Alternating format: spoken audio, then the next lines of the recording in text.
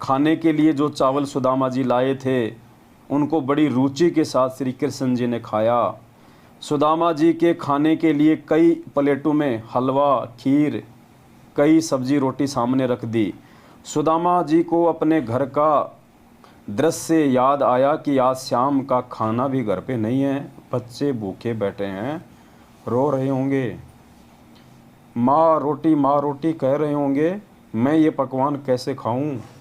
यदि नहीं खाऊंगा तो श्री कृष्ण जी को पता चलेगा कि मैं कुछ मांगने आया हूँ। मतलब उस सुदामा ने मतलब इतना वो दिखाया कि कहीं भगवान को भी इस बात का मालूम ना पड़ जाए कि मैं इससे कुछ मतलब मांगने तो नहीं आया हूँ, कहीं इसको मेरी आर्थिक स्थिति का इसको मालूम ना पड़ जाए। और दूसरी तरफ वो खाना खाना उसकी आत्मा भी नहीं मांग रही थी, क्योंकि उधर उसके बच्चे बेचारे कितने भूखे थे।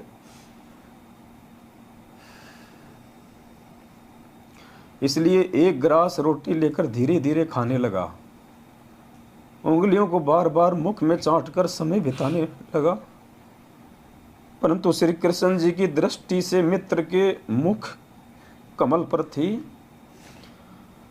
सब हाव भाव देख रहे थे।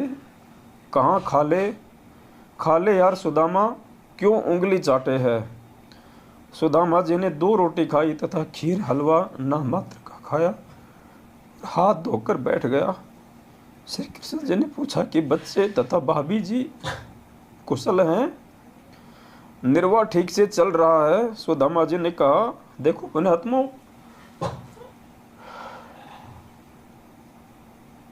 हम तो सुदामा के पैर के लायक भी नहीं है, उसके चरणों की धूल भी नहीं है, और बात करते हैं हम सतलोक जाने की।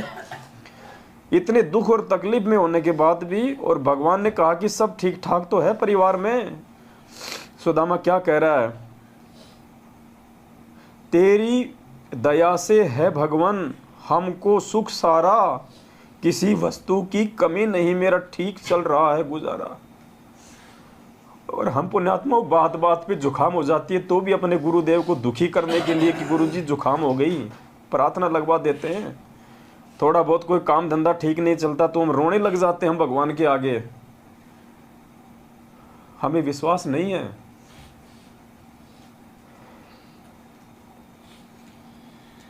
हमारी आदतों को बिगाड़ा जा रहा है काल भगवान के द्वारा, इस मैनेजमेंट वालों को निमित्त बना के।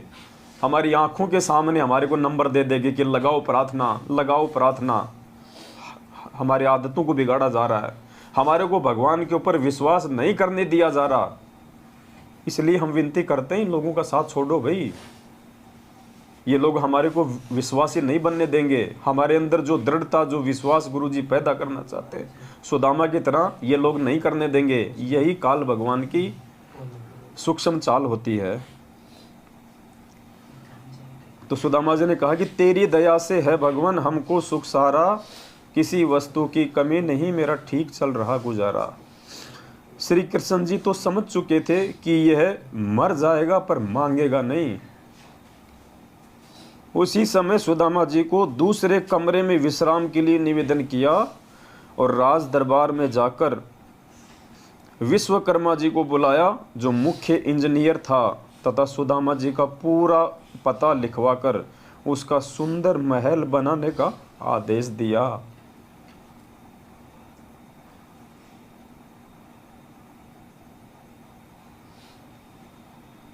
हमें जो गुरुजी देना चाहते हैं ना इस भक्ति के प्रतिफल में, हमें मांगना भी नहीं आता। परमात्मा पता नहीं हमें क्या देना चाहता है, और हम लोग छोटी छोटी चीज़ें मांग के उस परमात्मा की नज़रों से हम नीचे गिर जाते हैं।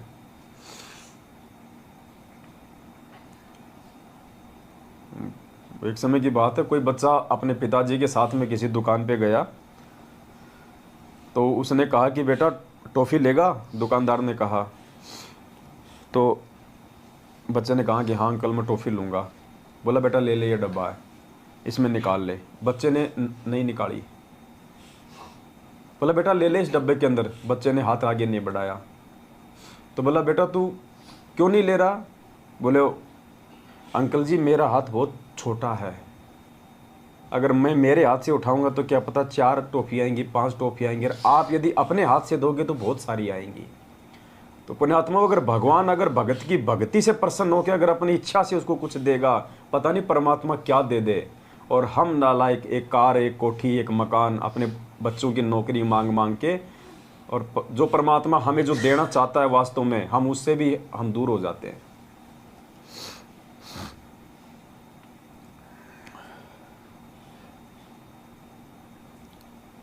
तो श्री कृष्ण जी ने विश्वकर्मा जी को बुलाया, जो मुख्य इंजीनियर था, तथा सुदामा जी का पूरा पता लिखवाकर उसका सुंदर महल बनाने का आदेश दिया, तथा कहा कि लाखों रुपए का धन ले जा, जो भगत के घर पर रखाना।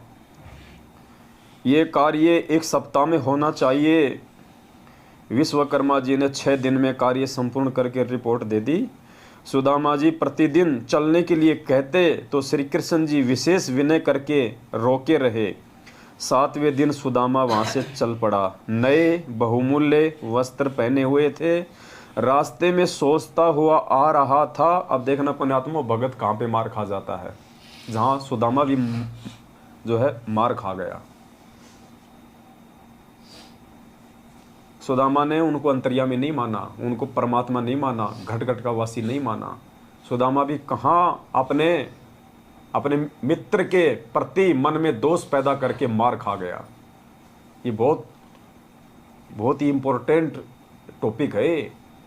अगर भगवान अगर हमारे को राहत नहीं भी दे रहा है, हमारे जीवन में छोटा मोटा कोई संकट आ गए और गुरुजी यदि हमारे को राहत नहीं दे रहे, पुण्यात्मा, मन में दोष पैदा नहीं करना, मन में दोष पैदा नहीं करना कि भक्ति सही है या नहीं है, गुरुजी पता नहीं सही है या नहीं है। अब देखना सुदामा कहाँ मार खा गया।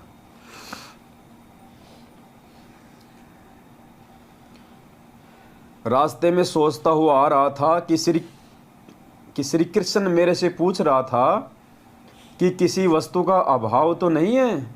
क्या उसको दिखाई नहीं दे रहा था कि मेरा क्या हाल है? वही बात हुई ना कि मित्रता समान हैसियत वालों से ही करनी चाहिए। सुदामा के मन में ये दोष आ गया कि वहाँ बार बार मेरे से श्री कृष्ण पूछ रहा था कि घर पे तो सब ठीक है, भाभी तो ठीक है, बच्चे तो ठीक है, कोई चीज़ की कमी तो नहीं है ना। तो सुदामा ने सोचा कि क्या उसको मेरी हालत नहीं दिखाई दे रही थी? अगर मेरे घर की हालत ठीक होती, मेरे बच्चे ठीक होते, तो मैं ऐसे मेरी फटी जूतियाँ, मैले कुचैले कपड़े थोड़े ना होते मेरे। लेकिन वो मेरा मजाक उड़ा रहा था। ये मन में दोष आ गया उसके। 7वें दिन सुदामा चल पड़ा। नए बहुमूल्य वस्त्र पहने हुए थे। रास्ते में सोचता हुआ आ रहा था कि श्री कृष्ण मेरे से पूछ रहा था कि किसी वस्तु का अभाव तो नहीं है। क्या उसको दिखाई नहीं दे रहा था कि मेरा क्या हाल है? वही बात हुई कि मित्रता समान हैसियत वालों से ही निभती है। इतनी देर में देखो, उधर तो भगवान के प्रति मन में दोष आया और इधर देखो फिर उसका रिजल्ट। हमें शिक्षा दे रहे हैं गुरुजी कि कैसे भी विकट परिस्थिति आ जाए, भगवान से विश्वास नहीं हटाना, मन को कमजोर मत करना, आत्मा को नीचे मत गिरने देना। ये परीक्षा का समय होता है। सुदामा ऐसा सोच ही रहा था, मन में दोष लेके आया।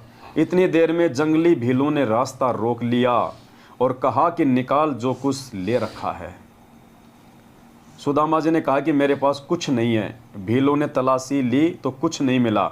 सुदामा जी के कीमती धोती कुर्ता छीन ले गए, उसको नंगा छोड़ गए। सुदामा जी को ये सजा अविश्वास की मिली थी। क्या कह रहे हैं गुरुजी? जो कपड़े लत्ते थे ना, वो भी निकलवा ले गए, नंगा, अंडरवियर भी नहीं छोड़ी। और गुरुजी कह रहे हैं कि सुदामा को ये सजा मिली थी, ये किस चीज की मिली? अविश्वास की। ये हमें शिक्षा दे रहे हैं गुरुजी कि नाम दीक्षा लेने के बाद अपने भगवान पे अविश्वास नहीं करना बिल्कुल भी, चाहे दुनिया इधर से उधर क्यों ना हो जाए, काल तुम्हें कितना भी तोड़ने मरोड़ने का प्रयास क्यों ना करे, तुम्हारे मन में कितने भी विक्षेप पैदा क्यों ना करे। जैसे अर्जुन और सर्जुन मार खा गए थे भगवान पे अविश्वास करके, भगवान पे शंका करके। जब लोगों ने कहा ना कि तुम कहाँ मर गए थे, यहाँ तो कबीर ने ऐसा कांड कर दिया, बड़े बाजार में बेइज्जती कर दी, हमारे को मुंह दिखाने के लायक नहीं छोड़ा, तो अर्जुन सर्जुन ने पहले तो हिम्मत दिखाई, बड़े नालायको तुम क्या बोल रहे हो, तुम्हारे मुंह में कीड़े पड़ जाने चाहिए, तुम गुरुजी के बारे में ऐसा बोल रहे हो।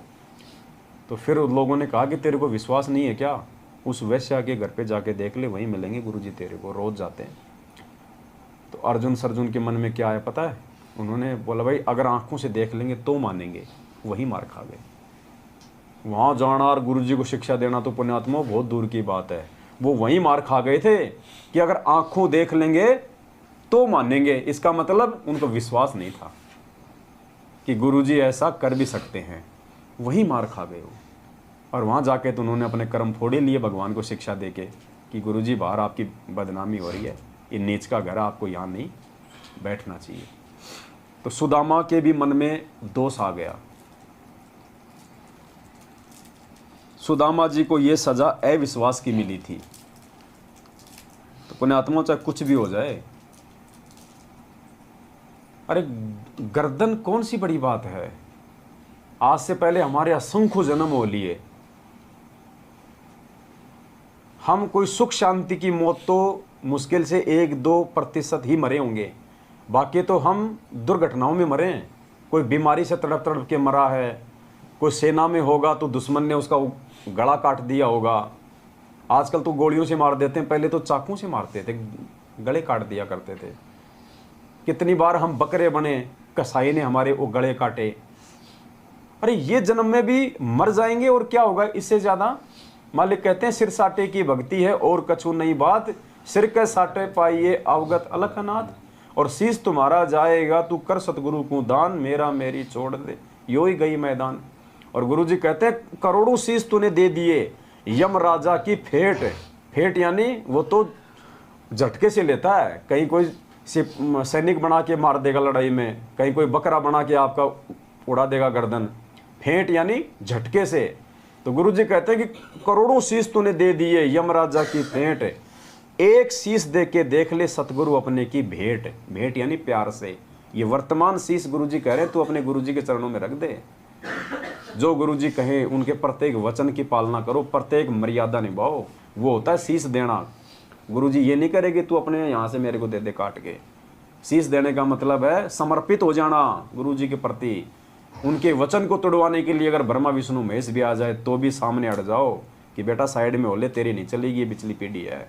और यहाँ हमारे जैसे 2 कोड़ी के हमारे भाई बहन हमारे को 6 महीने में कांग्रेस को वोट डलवा देते हैं, 6 महीने में बीजेपी को डलवा देते हैं, रक्तदान करवा देते हैं, देह दान करवा देते हैं, गुंडों की सीबीआई जांच करवा देते हैं। मिनट मिनट में हमारी मर्यादा तोड़वा रहे हैं। कहाँ हमारे अंदर दृढ़ता है, कहाँ ज्ञान है।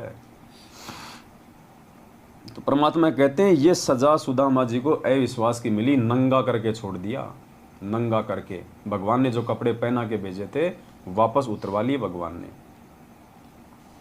शाम को सूर्य अस्त के बाद अपनी झोपड़ी से थोड़ी दूरी पर अंधेरे में एक पेड़ के नीचे खड़ा होकर देखने लगा कि झोपड़ी किसी ने उखाड़ के फेंक रखी है। उसको नहीं पता था कि भगवान ने यहाँ पे महल खड़ा कर दिया। उसने देखा कि भाई हो सकता है किसी जमींदार ने या किसी व्यक्ति ने तो मेरी झोपड़ी भी उखाड़ के फेंक दी, उसने अपना तो यहाँ पे महल बना के खड़ा कर दिया। और दुखी हो गया। उसके स्थान पर आलीशान महल 2 मंजिल बना है। सुदामा जी दुखी हुए कि किसी ने झोपड़ी भी उखाड़ दी और कब्जा करके अपना मकान बना लिया। बच्चे तथा पत्नी पता नहीं कहाँ भूख के मारे डूब कर मर गए होंगे। अब जीवित रहकर भी क्या करना है, मैं भी दरिया में समाधि लेकर जीवन अंत करता हूँ। यदि परिवार जीवित भी होगा तो भूख के मारे तड़फ रहा होगा, मेरे से देखा नहीं जाएगा। वहाँ से ये सोच के चलने लगा था। उसकी पत्नी महल पर खड़ी होकर अपने पति के आने की बाट देख रही थी। ये विचार कर रही थी कि ब्राह्मण जी अपनी झोपड़ी को ना पाकर कुछ बुरी ना सोच लें, इसलिए द्वारिका के रास्ते पर टकटकी लगाए खड़ी थी। उसने उसी समय एक व्यक्ति अंधेरे में खड़ा महसूस हुआ। मिश्राणी शीघ्रता से दीपक लेकर उस ओर चली। सुदामा जी पेड़ की ओट में होकर देखने लगा कि यह स्त्री कौन है।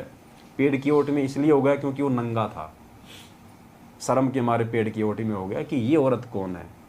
क्यों, उसने तो अच्छे खासे कपड़े पहन रखे थे, जेवर पहन रखे थे। उसने सोचा मेरी औरत तो हो ही नहीं सकती। मिश्राणी जी शीघ्रता से दीपक लेकर उस ओर चली। सुदामा जी पेड़ की ओट में होकर देखने लगा कि ये स्त्री कौन है, दीपक लेकर कहाँ जाएगी। दीपक की रोशनी में सुदामा ने अपनी पत्नी को पहचान लिया, परंतु महल से आई है, ये क्या माजरा है। सुदामा जी ने कहा कि दीपक बुझाओ, मैं नंगा हूँ। रास्ते में भीलों ने मेरे वस्त्र छीन लिए, जो श्री कृष्ण जी ने नए बहुत कीमती बनवाए थे। पंडितानी ने दीपक बुझा दिया। सुदामा ने पूछा कि ये महल किसने बना दिया, अपनी झोपड़ी किसने उखाड़ दी, आप किसके महल से आई हो, नौकरानी का कार्य करने लगी हो क्या? पंडितानी ने कहा कि हे स्वामी, ये महल आपके मित्र श्री कृष्ण जी ने बनवाया है। आपके जाने के चौथे दिन सैकड़ों कारीगर आए, साथ में बैलों पर पत्थर, ईंट, चूना तथा अन्न धन लाद कर लाए। 6 दिन में संपूर्ण करके चले गए। आओ, यह आपका महल है।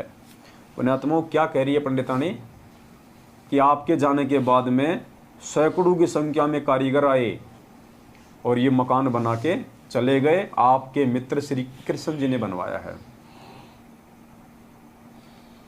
650 साल पहले गुरुजी ने क्या बताया? भगवान ने 18 लाख लोगों को भंडारा करवाया। पुण्यात्माओं, उस समय भगवान पे विश्वास करने वाला सुदामा जैसा कोई उनका भगत नहीं था 64 लाख में।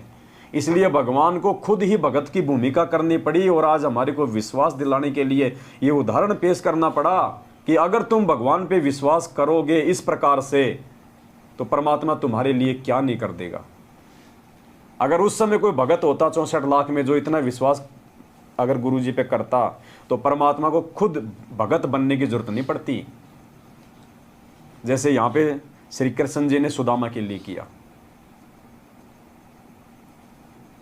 अब 650 साल पहले कोई भगत था नहीं कोई सुदामा जैसा, वरना भगवान को लीला नहीं करनी पड़ती। उस भगत के लिए भगवान लीला करता, लेकिन कोई भगत था ही नहीं, इसलिए गुरु जी को खुद भगत बनना पड़ा 650 साल पहले। तो वो काम यहाँ पे श्री कृष्ण जी ने किया अपने भगत के लिए, और वो काम परमात्मा ने दिखाया करके कि मेरे ऊपर यदि तुम इतना विश्वास करोगे और मेरी मर्यादा में चलोगे कि साईं इतना दीजिए जिसमें कुटुंब समाव, हम भी भूखा ना रहे साधु न भूखा जाए, अनाप शनाप माया नहीं जोड़ोगे, तुम्हारे अंदर वो प्रवृत्ति नहीं होगी, और फिर यदि तुम्हारे ऊपर कोई संकट आएगा तो परमात्मा कहते हैं फिर मैं तुमसे दूर नहीं हूँ। कल पे कारण कौन है, तू कर सेवा निष्काम, मन इच्छा फल देऊंगा जब पड़ेगा मेरे से काम। परमात्मा कहते हैं फिर तू मुझे अपने से दूर ना समझना। जय तू चाल 1 कदम मैं चालू कदम 60, जय तू हो जा काठ का मैं हो जाऊँ लोहे की लाठ। तो ये विश्वास पैदा करने के लिए परमात्मा ने कथा लिखी सुदामा जी की। अब आगे देखिए, पंडितानी ने पूछा कि आपके कपड़े क्यों 6 दिन में संपूर्ण करके चले गए। आओ, यह महल आपका है। महल में आकर देखा तो अन्न धन से भरपूर था, जीवन भर का सामान था। पंडितानी ने पूछा कि आपके कपड़े क्यों उतारे, आपके पास कुछ था ही नहीं, पुराने कपड़े थे, उसका भील क्या करेंगे। तब सुदामा ने सारी घटना बताई तथा अपने उस घटिया विचार की भी जानकारी दी जो मित्र के प्रति आया था। ये बरवाला कांड के बाद में मैनेजमेंट की उल्टी हरकतों को देख के और गुरुजी में दोष देख के जिन जिन लोगों ने गुरुजी से दूरी बनाई है या गुरुजी के प्रति जिन जिन भक्तों के मन में दोष आया था ना, उन आत्माओं 90% के तो हालत बिल्कुल ख़राब हो चुकी है और बाकी के आने वाले समय में होगी। मर गए लोग अकाल मौत जिन्होंने गुरुजी में दोष देख के भक्ति को त्याग दिया कि गुरुजी को क्या जरूरत थी स्विमिंग पूल बनाने की, गुरुजी भगवान थे तो क्या जरूरत थी उनको बॉडीगार्ड रखने की। क्या गुरुजी को नहीं पता था मैनेजमेंट ऐसा है? क्या गुरुजी संगत को नहीं बता सकते थे? क्या जरूरत थी गुरुजी को भक्तों को कमांडो बनाने की? क्या गुरुजी कोर्ट की तारीखों पे नहीं जा सकते थे? वही अर्जुन सर्जुन वाला, वही सेम टू सेम लीला थी ये। कितने लोगों ने अपने कर्म और अपना धर्म बिगाड़ा बरवाला कांड के बाद गुरुजी में दोष देख के, और आज उन दोषियों के वो चमचे बने हुए हैं। तब सुदामा ने सारी घटना बताई तथा अपने उस घटिया विचार की भी जानकारी दी जो मित्र के प्रति आया था। यानी गुरुजी हमें समझाना चाह रहे हैं कि नालायकों, सुदामा के मन में जो विचार आया घटिया और जिसके चलते उसके साथ ऐसा हुआ, तो इस शिक्षा से पहले ही तुम संभल जाना और अपने गुरुजी के प्रति जीवन में कभी किसी भी अरे गहरे व्यक्ति के कहने पे दोष पैदा मत करना। हम हिसार जाते थे तारीखों पे, ट्रेन में पता नहीं कितने लोग मिलते थे हमारे को, और रामपाल के चेले हम आरती करते थे अपनी, मालूम हो ही जाता था। अरे भाई कि जाओ हो, अरे मैं जानू हूँ मेरे गांव का है, मेरा खेत और उसका खेत बराबर में है, बीड़ियाँ का सुट्टे मारा करता। अब बन गया वो साधु। कोई कहता अरे मैं और वो दोनों एक ही बैच में काम करते थे, मैं भी उसी डिपार्टमेंट में था, मन अच्छे से पता उसके बारे में, थमकित बाबा के चक्कर में आके थम पागल हो गए। अब जो मंद बुद्धि होगा वो तो सोचेगा यार गुरुजी के गांव का है, दोनों के खेत बराबर में है, यार ये तो झूठ क्यों बोलेगा, बस वहीं मर गए। यार इसने तो गुरुजी के साथ में नौकरी की है, इसका क्या फ़ायदा झूठ बोल के, ये जो कह रहा है सही कह रहा होगा, वहीं मर गए। ये सोचना चाहिए कि ये जो कह रहा है ना, ये कह नहीं रहा, काल इससे कहलवा रहा है मुझे भगवान से दूर करने के लिए। पुण्यात्मों, तब हम इस भक्ति मार्ग पे टिक पाएंगे। इतना विश्वास जब अपने इष्ट पे, अपने गुरु भगवान पे होगा। तब सुदामा जी ने सारी घटना बताई तथा अपने उस घटिया विचार की भी जानकारी दी जो मित्र के प्रति आया था, कि मेरे से श्री कृष्ण पूछ रहा था कि घर में किसी वस्तु की कमी तो नहीं है, गुजारा ठीक चल रहा है क्या। मैंने कह दिया था कि आपकी कृपा से सब कुशल है, किसी वस्तु की कमी नहीं है, निर्वाह ठीक चल रहा है। पत्नी ने कहा कि आप कहाँ मांगने वाले हो, वे तो अंतर्यामी है, सब जान गए थे। सुदामा जी ने कहा कि सब जान गए थे, इसीलिए तो मेरे वस्त्र भी छिनवा दिए, कि मेरे अंदर जो घटिया विचार आया था उसको भी तो जान गया फिर वो अंतर्यामी, इसीलिए तो छिनवा दिए मेरे वस्त्र, मेरे उस दोष को देख के। बाद में समझ में आ गई सुदामा के कि हाँ भाई अंतर्यामी तो था, और अंतर्यामी था इसीलिए उसने मेरे कपड़े भी छिनवा दिए। ये शिक्षा गुरुजी हमें दे रहे हैं कि इतना सा भी दोष अगर आ गया मेरे प्रति, क्या हाल होगा तुम्हारा। वे तो अंतर्यामी हैं, सब जान गए थे। सुदामा जी ने कहा कि सब जान गए थे, इसीलिए तो मेरे वस्त्र भी छिनवा दिए। मैं विचार करता जा रहा था कि देखा, मित्र मेरे से पूछ रहा था कि सब ठीक तो है, किसी वस्तु की कमी तो नहीं। मैं सोच रहा था कि क्या इसको मेरी ये हालत देखकर ये भी नहीं पता कि ये दशा क्या ठीक ठाक की होती है। ठीक ही है कि मित्रता तो समान हैसियत वालों की निभती है। मैंने तो इतना ही विचार किया था कि उसी समय मेरे वस्त्र भी लूट लिए गए। तब मिश्रानी ने कहा कि आपकी परीक्षा थी, परंतु आप यहां पर चूक गए। क्या कह रही है उसकी पत्नी कि ये तेरी परीक्षा थी और तू यहीं पे चूक गया। अब देख लो पुण्यात्मा, हम कितनी गलतियां कर रहे हैं।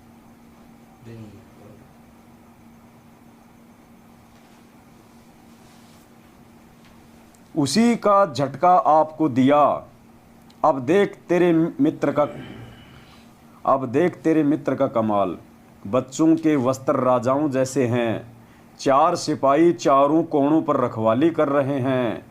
वाणी नंबर 106 में यही कहा है कि संत सुदामा श्री कृष्ण के संगी यानी मित्र थे, जो दारिद्र टोटे यानी निर्धनता की नदी यानी अत्यधिक निर्धन व्यक्ति था।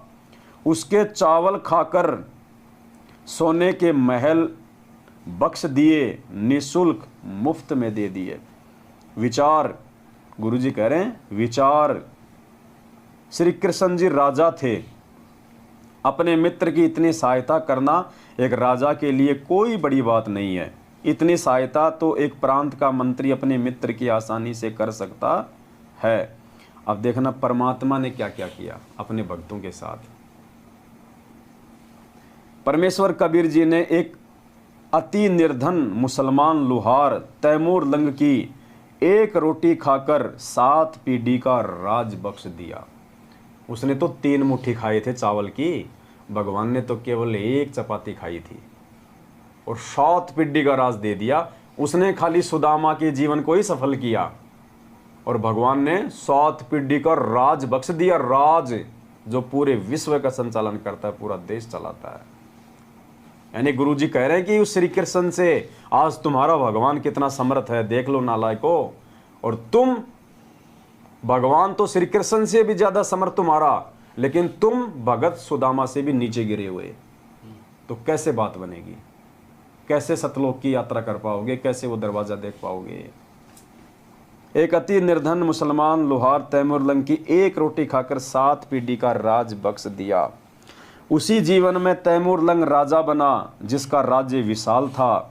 दिल्ली की राजधानी पर उसने अपना प्रतिनिधि छोड़ा था। उसकी मृत्यु के उपरांत कुछ समय दिल्ली की गद्दी पर अन्य ने कब्जा कर लिया था।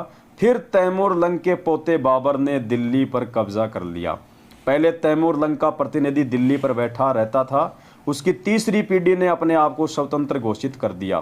तब बाबर ने लड़ाई करके दिल्ली का राज्य प्राप्त किया।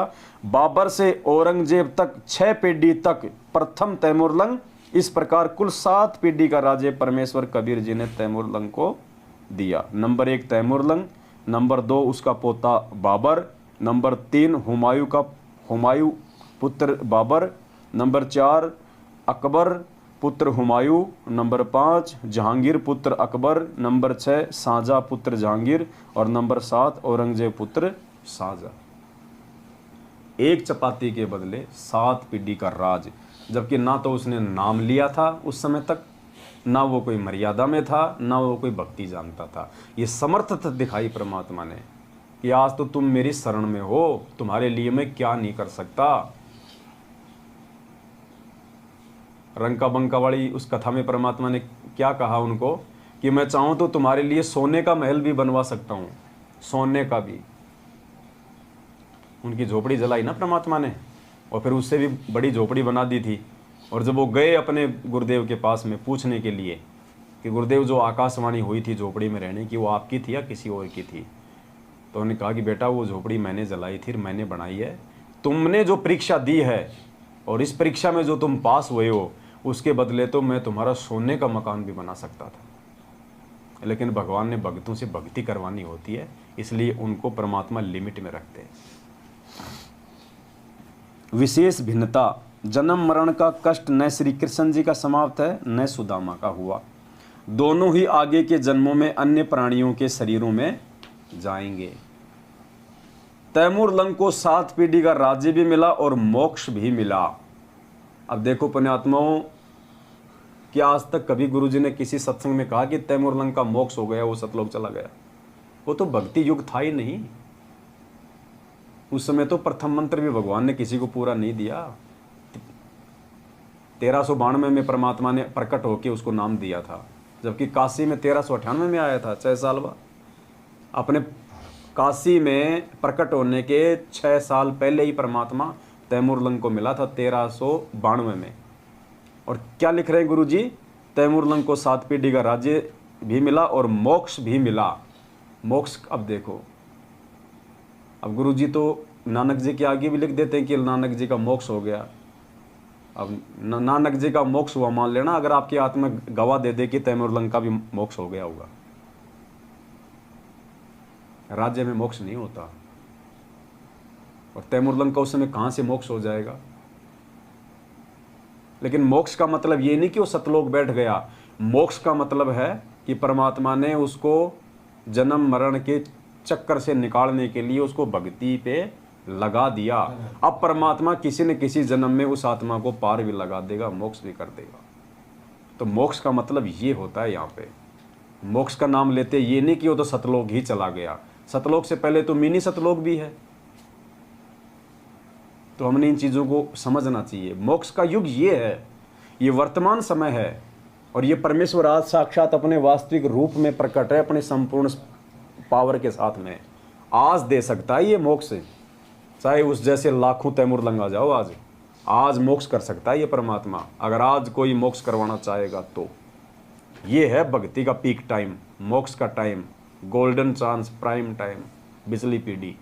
आज होगा उन सभी का मोक्ष, तैमूरलंग का, नानक जी का, मीरा जी का, धन्ना जी का, नंदा जी का, रंका बंका का, सेहू सम्मन का, द्रौपदी का। परमात्मा ने बताया आज यदि वो यहाँ आएंगे और यदि मर्यादा के साथ में आजीवन भक्ति पे टिके रहे, आज मोक्ष प्राप्त कर सकती है वो आत्मा।